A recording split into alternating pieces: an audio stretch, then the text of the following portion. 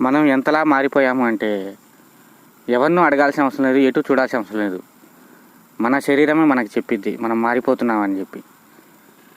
మనం చిన్నప్పుడు ఎంత తిన్నా ఏమయ్యేది కాదు, కానీ ఇప్పుడు కొంచెం తిన్నా గ్యాస్ రావడం, పొట్ట రావడం, మలబద్ధకం చేయడం, ఏం తినకపోయినా చస్తాం, తిన్నా చస్తాం అన్నట్టు అయిపోయింది మన పరిస్థితి ఇప్పుడు.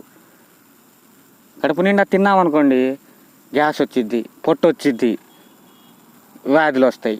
కడుపు నిండా తినకపోతే నీరసం, బలహీన పడతాం, వీక్ అయిపోతాం.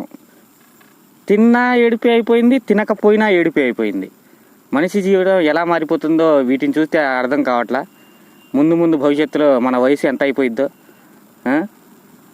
పూర్వం 100 సంవత్సరాలు కూడా బతికారంట, 150 సంవత్సరాలు కూడా బతికారంట. ముందు ముందు తరాలు 10 సంవత్సరాలకే చనిపోతారనుకుంటా.